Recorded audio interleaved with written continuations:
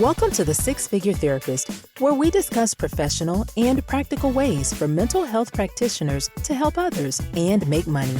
Here's your host, Dr. Arcella.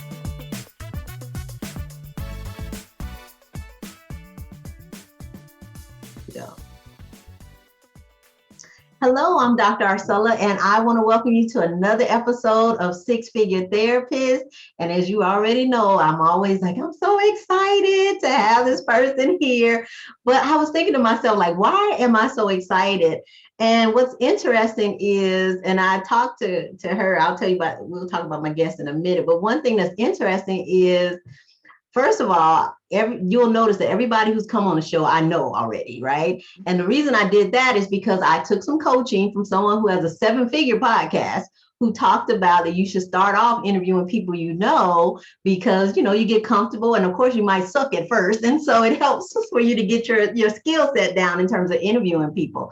And so everybody, you notice that you've seen the other episodes, to somebody I knew. But the cool part for you all is that they are all awesome. So you're getting to learn a lot. And so I'm hoping that you're enjoying to seeing the people that I've had the pleasure of hanging out with and knowing for many years. But the other reason why I'm so excited is because everyone that I've asked to come here, most of them don't even know what I'm doing. They just like, okay, she just called. I either called or I text or my assistant sent the email and they have shown up, and I get to see, for those of you who are just listening, I'm actually watching the person. So I get to see them pop up on the screen. And every time they pop up on the screen, I just feel so blessed and just so thankful that they're here. So that's why I'm always so excited. So anyway, let's get started. So my guest today is Dr. Charmaine Jackman, and I'm going to have her, just like I do everybody else, introduce herself first.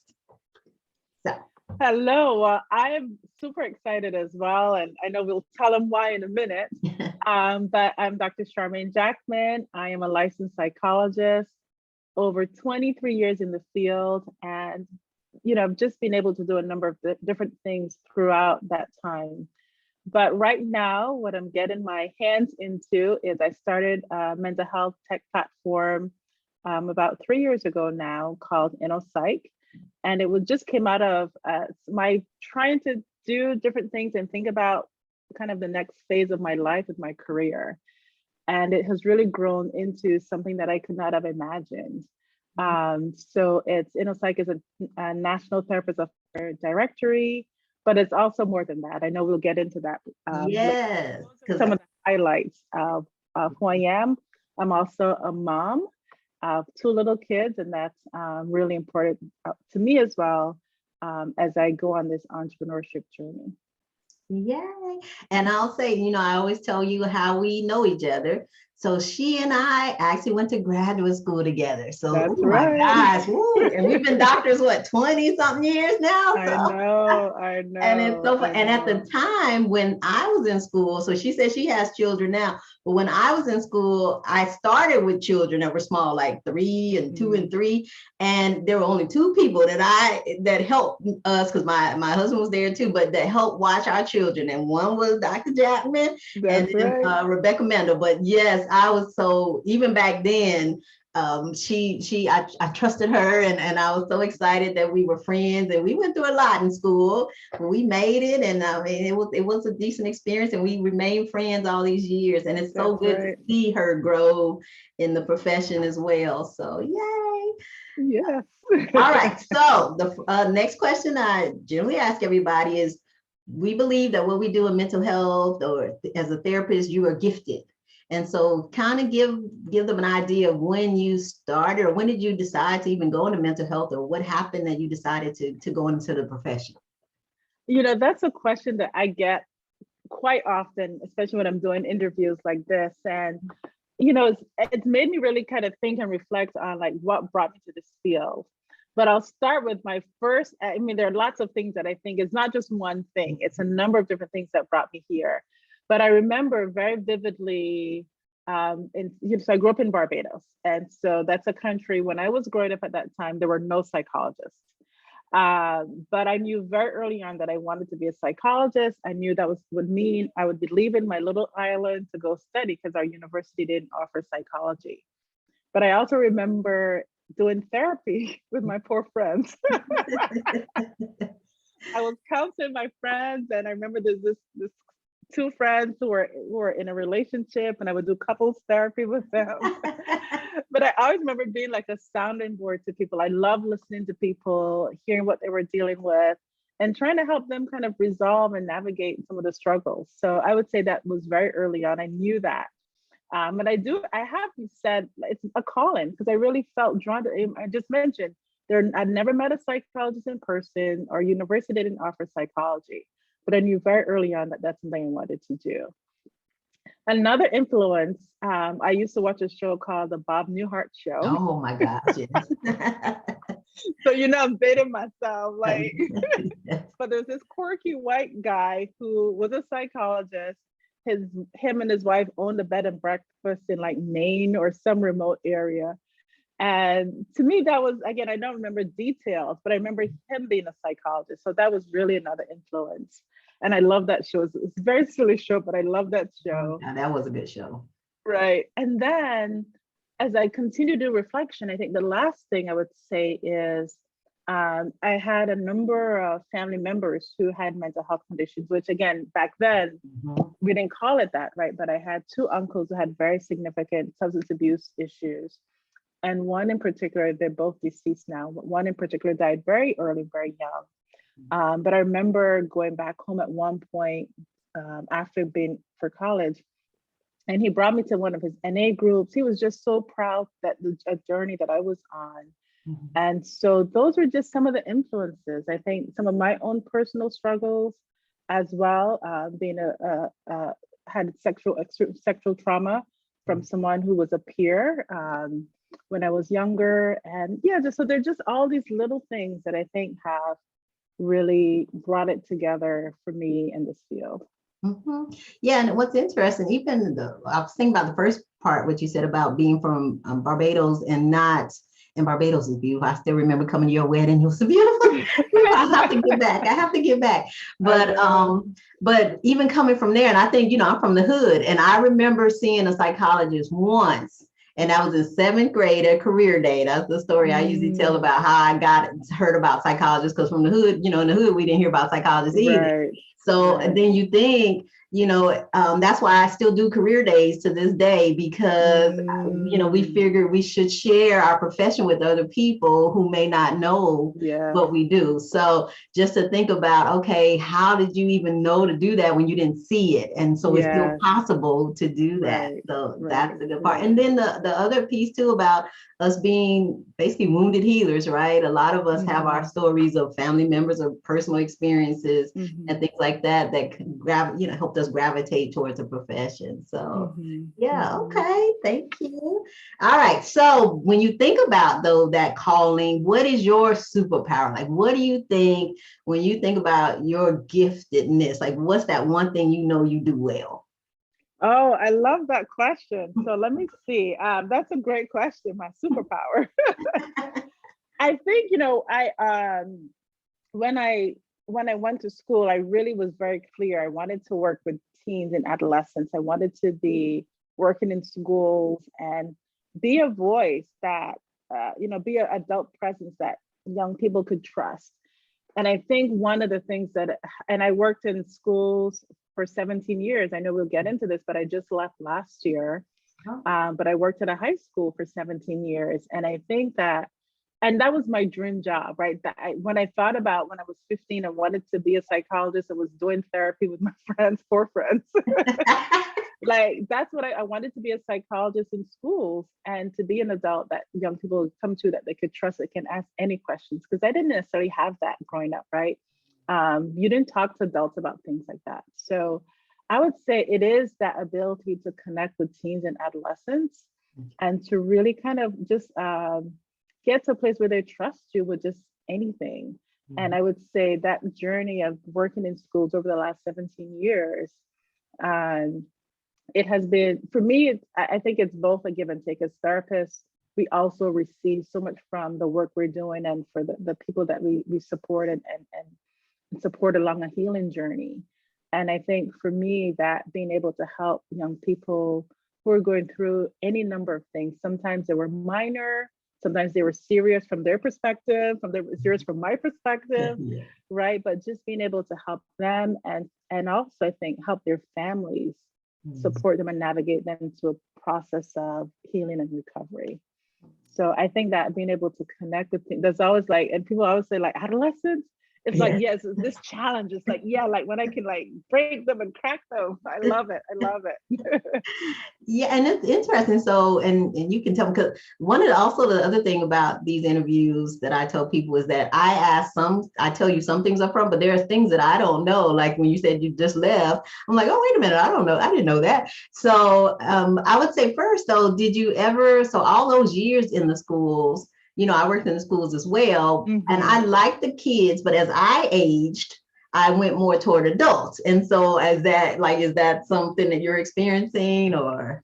Yeah, and I know we haven't talked about that, my transition, but yeah, I noticed as I was getting, that generation gap was building. And so I think, one of the things, we always had interns come in to our, into the position that I have. We always had interns. And so I think for me, like, and as a therapist, I think you're talking about therapists to therapists, like every client is not for you, and that's okay, right? Like you have to be okay with that. And so, and I built a program which was very diverse in many ways, gender, orientation, gender identity. So we really want to make sure people could find themselves or see themselves in all the therapists that we had in our school. But that's true, right? Like everybody didn't connect with Dr. J, right? Because for some people, but yes, as I got older, you're right. It was just a bit harder. That Caribbean mentality is like, look, I got time for this foolishness. And I think that's part of that transition for me, as I was also noticing, I think I told you, like when I was doing that work, that was my dream job. And I realized that I hadn't re-upped my dream. So I was getting to a point in my career, I started doing some leadership programming, and I realized like, oh, I had it, like my dream job was what I had decided when I was about 15, and I never updated it. And so that was part of that process. Okay, so what next? So you've done your dream job, but what else? Because there's more stuff beyond that. And I think that as therapists, it is thinking about what is it that you do? What is it that you do well? But then how do you continue to grow? And, I'm at the place now where, I've racked up over 20 years of experience. So how do I then take that to a bigger level? How do I impact more people with the work that I do? Exactly. And that's the vision that I'm having too, is like, now what do we do with, and especially the other thing that concerns me about our profession is that a lot of us who've been around a minute, we're basically leaving with all the information. You know what I mean? It's like, oh, right. you know how to help all these adolescents all these years, but you're taking what you knew and you train some people just like I train people, but we didn't train like thousands and thousands of people, right? And so now, like you said, how do we get that knowledge disseminated so it won't die, basically? And thinking about the years past of our profession, of how we just would share and share and share through this, apprenticeship model. And nowadays we have media and things like that we can definitely share and help people. So and I was thinking about, like you said, when you made that decision or that shift of, okay, it's my dream job, but I need to change to another vision, because I realized that when I wasn't doing, like, I try to do everything in excellence, right, to the best of my ability. And I remember when I was working with those kids, I knew the latest rappers, I knew the TV shows. I don't know if you knew the slang words. But once I started realizing I don't want to learn all that, I was like, oh, exactly. Yeah, because you're like, your ears like, I can't, like, what? There's 5 swear words in a row? Like, I can't, my ears, my sensibilities.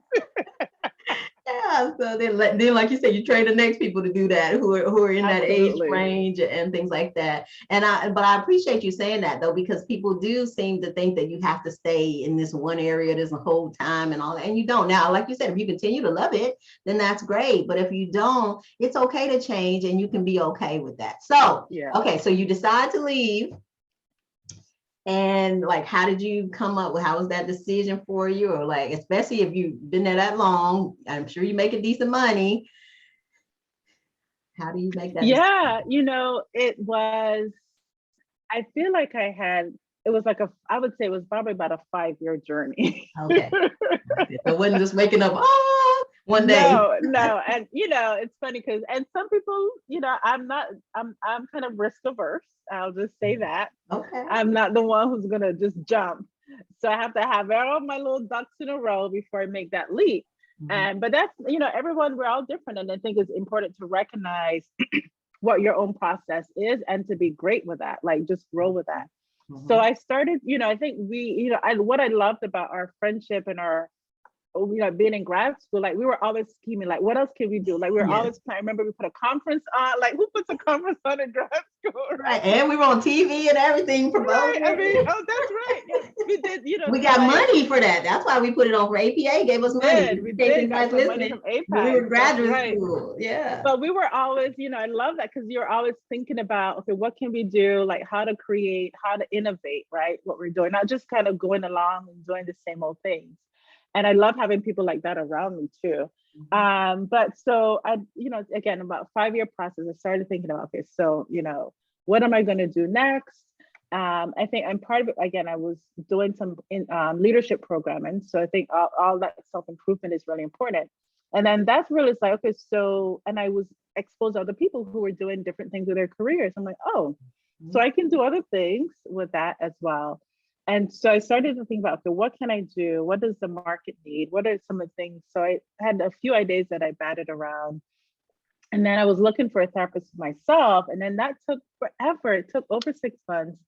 I'm like, this is nuts. Like, why is it taking so long to connect with a therapist of color? And I wanted to work with a Black woman specifically. So now tell me why it took so long. What was the issues? It was just, they had I never mentioned my competitor, but there was like one site out there that everybody kind of has heard of. But when I would go look for Black therapists, like I'd get like a lot of people come in and most of them were not. And then people were full, and then it was just the search process took really long. Okay. So I was like, this has to be an easier way, because when our people come to decide that they're going to do therapy, like they don't want to wait 6 months, they're going to be out. So my whole mission then around creating the directory was like, how do we make this easier and faster for people to connect with therapists of color? And so that was kind of that mission. So I started that idea, started to kind of really take ground, ended up applying for this Citizens Bank had an award they give out to community leaders. And I applied. It was the easiest money I've ever gotten. It was a 150-word kind of essay you had to write about what ideas you wanted to implement. 150 words. That's it. And I won $10,000 from that. Wow. Yeah. And so I used that money to then hire someone who could build a website for me. And so I did that along with what I was doing, right? So I was working a 9 to 5 and trying to build this thing as well. And then we launched the directory in 2020, but then COVID hit. And then, which really kind of, we launched in January and then COVID hit 2 months later. So we were in a really good position to help people find therapists. Okay. But then companies also started reaching out to us to lead workshops and kind of help their employees around employee well-being around COVID. And then after George Floyd's murder, we were helping companies respond to that in a sensitive way to their employees. So from that emerged like, oh, there are these other revenue streams that I hadn't even thought about. I had also started doing how to start your private practice course. Okay. So I was doing that in person, and I had been thinking I need to be able to do this virtually. So then once COVID hit, that forced me to do that virtually. So there are all these little pieces. And I think just that COVID really helped me to see, like, you can do this, girl. Like, you can do this. Because, there's nothing like a guaranteed paycheck every month and your health insurance and benefits being taken care of. Okay. That entrepreneur life, not for everyone. Not for everyone. And that's okay. But also, it can also keep you trapped. Yes. Right. It can also make you think like you can't make money from this. Like this is the only way that I could survive. And I had a therapy practice, a small private, part-time practice. And that was a lot of supplemental income, which helped me to do a lot of different things.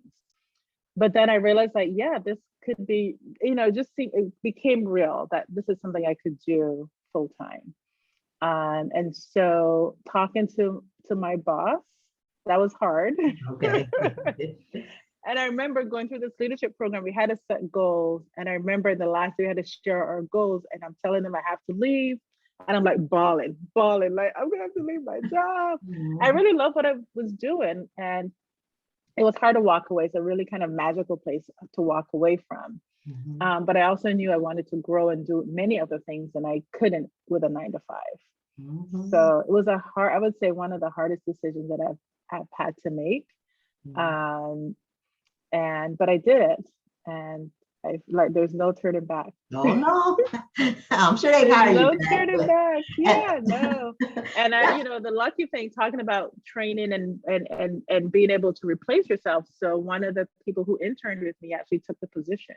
Oh. So I continue to supervise that person in their role, and I hear from little separation, degrees of separation. And let me tell you, I've made the best decision in my life. You're like, okay, no regrets. No, none. And so you said a lot of things there. Like I think about when you said about being stuck there, that is the thing. And the other thing that I always think about every time I get nervous, because I've been an entrepreneur a little minute now, and every time I get nervous, I think, if I go to a job, which again, for those of you who are working, we're not saying is, and I agree with what you're saying, keep your job if you can and build the dream and see, because this other thing, you may not even like it. Like you may have gotten to do that and may not even want to do it. So it's no sense in just jumping out there if you're not comfortable with that. But one of the things that I did realize though, that keeps me out here as opposed to going back is that you told me how much I was worth. Right. Even if it was a lot of money, you're like, oh, you only worth, 100, or you only worth 60, or out here in the world, I could be worth whatever I want to be worth. Yeah. Right. And I think that's such a great point. And it's not only that they tell you what you're worth. It doesn't matter how much you do or contribute. That's not going to change. Nope. Maybe at the year you get a little percent increase, 1%, maybe 3% in a good year. Right. And it doesn't matter how much you've done, how much you've helped young people or whoever you're helping with. So I think that's true. And I think we get to decide what we're worth. And then I know this has come up, and I don't know what your next question is, but let me know if I'm off track. But deciding then how much we're worth becomes its own challenge. Exactly. Because we've been told so many years how much we're worth. We don't know like how to communicate our worth and how to increase our worth. So that is definitely something I'm learning. I help people manage that, but I'm also learning to manage that for myself too. And that's one of the module titles in my program is Know Your Worth. Love it. And that's a whole, because when I'm talking to people, because I do more consulting now, when I'm talking to people, they're like, oh, I can charge this much. Yeah, you can charge whatever you want to charge. Yeah. Right. Yeah. And I started off, one of the stories that I tell, I started off and I would give people discounts, especially if you were referred, right? And I remember one lady called me up, girl, and it was for testing. And I charged them like $500. You know how much testing costs. I charged like $500 for like a full battery, right? Because I'm trying to do discount. That lady called me up the next day and asked me, she questioned my competency because it was so cheap, because she had called everybody else and it was more expensive. And that moment I knew from that point forward, oh no, I'm never going to undervalue. Now I still give discounts to people and stuff, but nowhere near that because, I know what that service is worth. I know what I'm worth and I know what extra I bring. So anyway, that's a whole nother, but that's a good point. And it was the other thing you said about, the leadership. And that's another thing that people, I really hope that they do more of. And I think people get suspicious when you say, oh, get in a program, because, you're going to talk about your program. I have program, people have programs, but I don't know about you, but I'm assuming I didn't get here without going and learning from somebody. And why would you just make it up on your own when people have already done it? What I mean? Exactly. And so I do invest in myself and pay for things, especially with people who have done what I've done or want to do that. And so when you said your leadership program, it sounds like that really helped to push you to do Yeah, that definitely helps. I did a couple, one through the American Psych Association. I had one for women in leadership. I did one at the job I was at. So they helped me. They didn't know they were helping me. Uh-oh. Well, that was the point, to leave. And sometimes that meant staying in the organization, or sometimes that meant leaving. Right. But I also now work with a coach. I had the opportunity to have a coach through this mentoring program. And I would say I'd never had a coach before. And this was way in my 40s. And I'm like, if you're listening to this, get a coach. Like, because it's so helpful. And I wish I had it much earlier in my life, because I would have probably done a lot of, like you said, like people experience and expedite, like you don't have to start everything from scratch. A lot of things I started from scratch, which I'm proud of, but I could also have saved a whole lot of time and money sometimes, because you end up taking the long route that becomes more expensive. So coaching has also been another benefit or professional development that I continue to engage in, because it's helpful for me. It helps with the accountability, it helps me stay on track, and it helps me continue to grow. Yeah, so yeah, I'm glad you mentioned it, because I don't know how much I've talked about that in other places, but yeah, that's still something that's so important, and to be a leader. But we could talk about that a whole nother time, because I'm sure to go from the job and to do this, you had to have different set of skills. Now, some of your core is the same, but you still had to do different things, especially if you're leading people. So yeah, absolutely. But yeah, we can talk about that another time. But okay, the next thing though I want to know is, so I'm kind of fill it in for me. So you're working at the job, you love the job, you try to find a therapist, and then you're like, wait a minute, it shouldn't be this hard. So is that, you're saying that's directly how InfoPsych came about? Yeah, I would say, like, I've been thinking about InfoPsych. I've been thinking about ways to kind of get in entrepreneurship. So I had a therapy private practice that I've been doing along with my 9 to 5.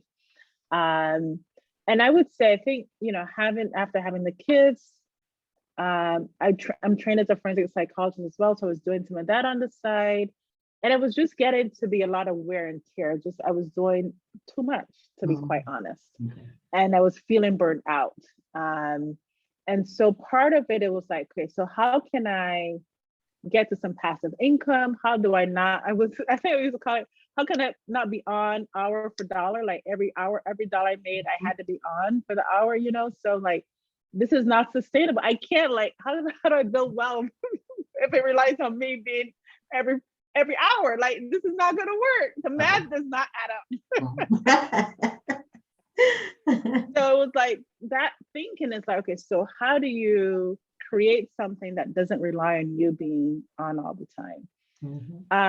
So I would say that was the mentality. There's a number of different ideas that may kind of come out at some other point, but that was kind of the thinking. My husband also is an entrepreneur, so we were back, kind of bouncing ideas around, and we did some research. We're looking to like create like on-demand office space for therapists, because I was doing a lot of work with therapists, similar to what you're doing, and trying to think about how do we create this ecosystem for therapists, particularly therapists of color, because it wasn't something that was out there. Even when I started my private practice, it was talking to a few people, but there was no knowledge base you could go here and figure out how to start your private practice. So that was how I started. And then as I was thinking about ways to like build on that, in a psych, and my own journey in finding a therapist was like, oh, this is actually not as easy as it should be. So I continued to do the private practice course. It's called the Thriving Therapreneur Masterclass now.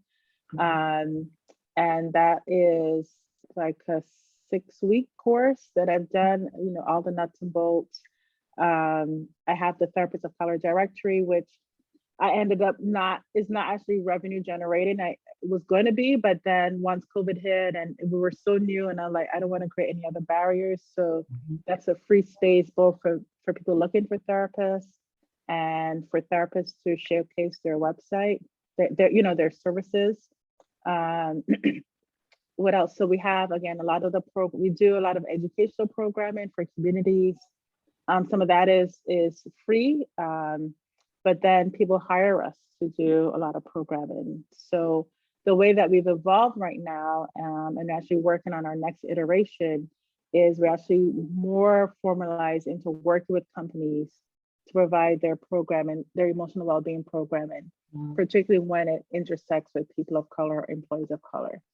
So that's been a new thing. I've done a couple business accelerators, which again, as you think about therapists, like I'm often the only therapist in those kind of spaces. So I think part of your podcast here is to help therapists kind of think bigger and think outside the box.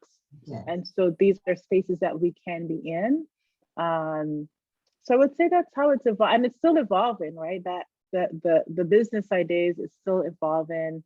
And, you know, my goal is to really think about how do I create a product that can help me, you know, retire and build that wealth, right? Yeah. Like the $1 million therapist or something, right? Right. But you have to start somewhere. And I think going through those accelerators, I realized how small my dreams were. I thought they were big, but I realized, like, talking to other people, how small they were. And so that has evolved over this time. And so I think that I love what you're doing with this podcast, and really, again, encouraging us to think outside the box and to think about all the different ways that we can bring our skills, our lived experience and our skills into spaces that can be monetized. I think that's really cool. Yay. And I wish you were doing this when I was in grad school.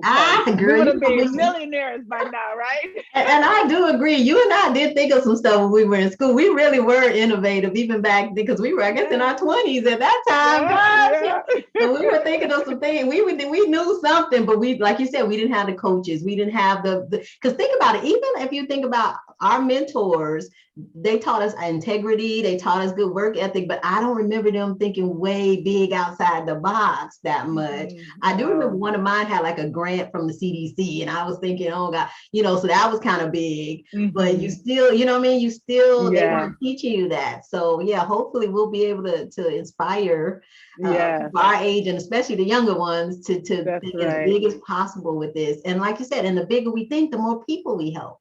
And especially now, you know, mental health is, I mean, it's always been, but even now, I think people are we're in that stage that they understand it. There's not a taboo, and it's trending and it's needed, of course. It's so great to see. And I think the other piece is building out that workforce. So, you know, hope, you know, this podcast is going to live for people to see and inspire next generation. Because when I talk to college students who are interested in the field, some of the messages they're getting from their families, like, oh, you're not going to make any money doing this. Exactly. That's not a real career, right? Exactly. So we're here to say, yes, it is. And you can make money. There's a quote that I have. Is it on this one of my vision boards? It's from LeBron James. It's like, you can make money and do good. Oh, I love it. That was really helpful, because that's like the money thing. Sometimes we have these ideas about money, particularly as therapists, like money's dirty. Like, we don't even want to ask our clients to pay their bills. Right? There's some of us have all these hangups about money, and like that's a thing that you can actually work through and get better at. But for me, it was like this: I want to do good, and that somehow that meant like I wasn't going to make money doing that. So that quote has been really helpful for me. Oh, I like, because I think I kind of switch and say, you know, you can help people and make money. But yeah, that's the same thing. Then do good. Yeah, I like that, LeBron. I'm gonna have to write that down. Okay, yeah, I like that. I like that. And you also said you had a vision board. Mine is over here. Well, we call it in our company, we call it a decision board. And my quote is: a vision is what you want to happen. A decision is what you make happen. Nice. So we all make decision boards, and we have a theme every year. So our theme this year is all in. So we're doing everything. Yeah. So every year, last year was making money moves. So this year is all in. Nice. So we do put that on the board too. But okay, so then let me go, and you keep mentioning about the companies and working with companies. And I think that's important, because company, like I did some work at the CDC, man, those companies, they give you a nice little chunk of change at one time to help. So can you kind of tell us how you even got to that? I know you said, I think one of the first things, I know you put it out in the world, which is the first thing I'm trying to get everybody to do, put it out in the world. So did people just come to you once you put it out in the world, or did you know somebody? Like, how did you start working with companies? Yeah, so it's interesting because a lot of, and even till today, because I'm actually working on the new landing page for this part of the business. But a lot of it, there's some things I've had to work through. So a lot of it has been people have found me, right? So I think definitely having the InnoPsych brand out there, and we were really pushing a lot of content, and again doing a lot of programming. And one of the things that I talk about in my course is about being able to promote yourself and getting comfortable with promoting yourself. Because for often people of color and immigrants, like, we get this message, who you think you are? Who do you think you are? Yes. You're not all that, right? True. Right. So we get these messages like, we can't, like, your accomplishments aren't, like, people will acknowledge you, but they don't want you to talk about it. So how are people going to know what you do if you don't tell them? Right. So it's about promoting yourself. So everything that we do, we promote it on our social media posts. It doesn't mean I'm comfortable with it, right? There's still those cultural barriers, but you just got to do it. So people have found me through that, but also then when you're doing something, part of creating your personal brand, and that's one of the courses I talk about, just your personal brand, is that you want to align yourself with companies and or things that you do well, right? So you asked me like what your super. I love that question because that's part of your branding. Like you have to know what it is that you do your best work, and then focus on that and do that over and over again. And so a lot of the work that I have is from referrals from other companies that I've worked with.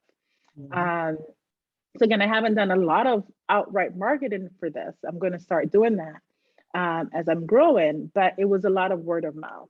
So, so positioning yourself, right, letting people know what you do, honing your product, like, so you're putting a good product out there that people want some of that. I think so. Those are some of the things that I've really been able to do. And then the hardest part, which for me is I'm also still working through, is then the networking piece. Yes. So, right. So it's like asking for a meeting with somebody, right? Introduce me to people that you know. So that's been a lot of that. And then following up and having those meetings. And sometimes it's not always about like selling, but it's about getting to know people, sharing what you do, finding synergy, helping them out, they're helping you. So those are some things I've had to really lean on, like tapping into my network.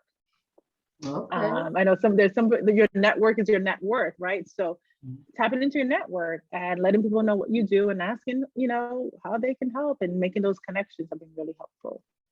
So then, so you're monetizing InnoPsych now, or okay? And is that? So I would say that, yeah. So what's being monetized is our programming. So we do programming for corporations, organizations. So that's where I would say most of our money comes in. I also created this card deck called My Time to Thrive. So it's a card deck I created. It came out of an idea when I was doing a workshop at the Massachusetts Conference for Women. I created these cards just to help people engage in conversations about mental health, and people loved it. So I'm like, ooh, let me do something with that. We have to talk about that. I like that. I know. Show one of the cards for the people who are watching. Can you show one of the cards? Yes, of course. Let me grab a box here. If you're listening to this, that means you got to go to the YouTube channel and see the. Yes, go to our website, innopsych.com. So they're really beautifully designed. So this one, and I know the sun is coming in here. So okay. I see it. Oh yeah, that's nice. So this one talks about scenery. So there's 10 different categories, and they have different prompts. So if you like to journal, there are prompts you can journal, their activities, so things that you can actually do for yourself or with friends to kind of build on skills around healing. But the whole thing is about healing, your healing journey. And then we have a journal that goes along with it as well. My Time to Thrive. Nice. Beauty. So some of the aesthetic from the cards, but then I have these wonderful quotes I love quotes. Oh, yes. So there are quotes interspersed in there as well. So those are things that are monetized. So and so I would say the programming and the card deck are kind of our primary sources right now. And the programming with corporations is pretty, I would say is working really well. So again, part of it, I had to know what I was worth. My first corporate gig, they told me what they would pay me, and I was so excited. I mean, it was a pretty hefty check. I was like, Yeah. ooh. Yeah. So I was like, okay, ding, ding, ding, ding. So that's been really helpful to get into that space. Mhm. And it really, think about like when my hourly rate is like, oh, this is good. I can I do can it. do this. And I think the other piece, as we're talking about it, one of the things, and you were talking about like, discounting your work, it's like, the hours that you put in are so important, but, and then people have to know that that's value. And so because I'm doing this full time now, I have gotten better at saying, no, I can't, this is my rate, Mhm. because it means like I'm giving up time and my energy. And I have 2 kids, as I mentioned here, I have 2 kids. So like, this is how I earn my money. This is no longer a side gig for me. This is how I earn my money. And so this is how I pay my bills, pay my mortgage, right? So I have to honor my rates, right? Mhm. Otherwise, I'm not going to be profitable. I'm not going to make my own targets or profit margins that I need to make to be successful. Exactly. And you don't feel bad about it because you do good work, right? So it's like if I do good work and I provide quality work, then I Yes, sleep well at night. yes, And, exactly. and in life, and that's why I always tell people too, in life, we're still gonna give away stuff. We give away All the time. talking, all like you and I were just talking earlier, that we can give away stuff when people, so I never have any concerns about doing stuff like that. And if I decide to do something for free, then I will. But like you Yes, said, the majority of your time can't be spent on that when that is your sole source of right. income. And Yeah. so, Mhm. yeah, I hear you. I hear you. So, okay, so then we have this now. So we transitioned fully into entrepreneurship, right? And Mhm. so I appreciate you sharing that journey. And so I would say now, since you are talking about the boxes expanded for you, like what's your big picture vision for Mm. what you want to do? Ooh, that's good. And I would say, before I answer that question, I think the piece for me is I've always thought about when think about my career and what I do, I feel like I always think about like my different revenue streams. And so I think about that pie, right? So I have the card deck, I have the corporate, I have the course. So that all these things that I'm working on, that's all connected, they're all synergistic, right? They're working together. Um, and I think that's really important for therapists, because I think sometimes we think we can only do the therapy thing, right? And so I always tell people, make sure that pie is diversified, because there's going to be ups and downs, or times where things, like the summertime here in New England, nobody's like seeing a therapist Everywhere, out on everywhere, the beach. everywhere. Nobody. That's what all we were talking about that the other day. Everybody's down in the Yeah. summertime. So you have to know that. So that's when you plan your vacations, or there's another source of income that you're having coming in. Mhm. But yeah, so my big dream, oh man. So I have a lot, and I'm Okay. looking at my vision board here. So one of the things I'm really, really trying to figure out, and trying to get the capital to, like, how do I really take InnoPsych to the next level?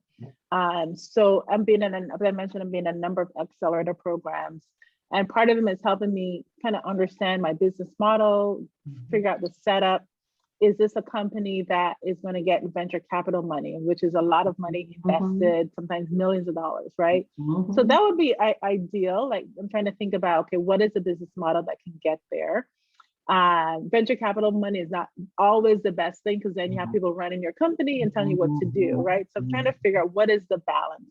Is it that? Am I going to get a loan and kind of build it up? So, but it is going to be something that is built far beyond myself and the team that I have growing. So my goal is to really get this to be $1 million company, a Okay. multi-million dollar All company, right right? That now. is our goal. That's That's our it. goal. Like, that's why I'm doing this.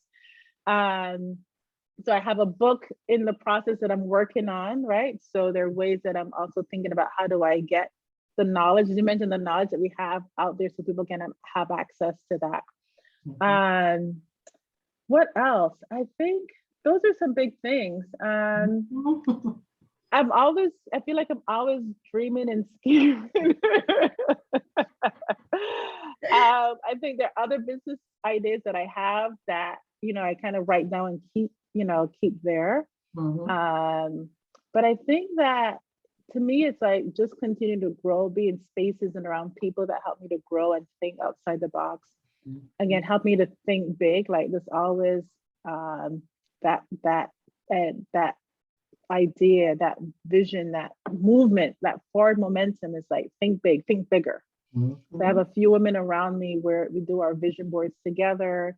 We're kind of encouraging each other, keeping each other accountable. So how are you thinking bigger? And I have people around me who are always like, yeah, you can go bigger, right? So like, I think that is kind of the mission, and the goal is to just every day think what is next, what is bigger than yesterday, right? So, and I think that piece of me then, right, that little girl who's from Barbados, right, was like, yeah, you can do this, right? You can do this, you got this. So that encouragement and that mission to do good and to spread this mental health thing out to others, I think that helps me going and growing.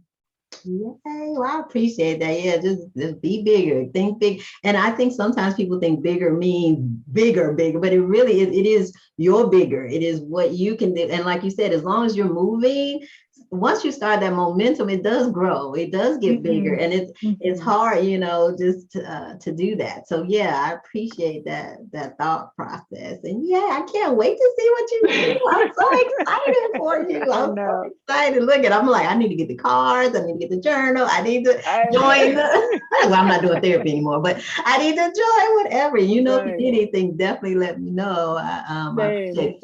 So now you have your directory, so they can join your directory, and we're going to put everything in there so you all will be able to just click the links for her.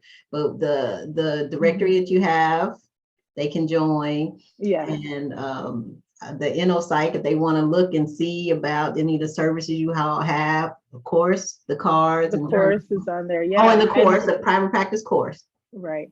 And then we have a blog. So we do, we try to put out like every other week, we put out an article just around, again, mental health and well-being. That's, again, for the general public, because I think that piece around education is always a big piece that I think it's, as people, as you said, where people are opening up now to this idea, like how do we continue to have conversations about this? I used to do like a webcast, I don't know what to call it, called Thriving Thursdays, where we would bring on mental health professionals and advocates and just talk about healing and talk about what the work they're doing. So I'm trying to figure out what's next with that. I love doing it, but I want to think about, I'm trying to pull back to be more strategic and to think about, okay, where do I want to go with that, or some version of that, because I do think it is a needed platform.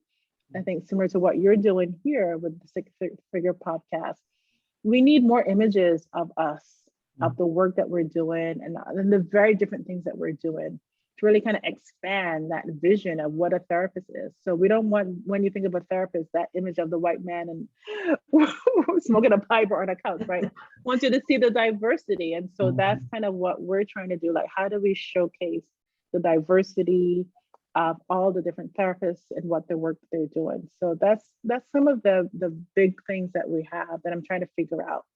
And how do we partner with other companies to do that, right? So how do I make that work sustainable for myself? Because I know there are dollars out there, so I'm always trying to figure out where the dollars at. That's where the dollars at. That is it, because it's still there. So like you said, it's just finding them and like I said, doing quality work so that you can find more and keep it and help people. So I thank you so much for being here, and I'm sure you'll come back and we'll talk about something else at some point. No, I thank you for having me and for having this platform.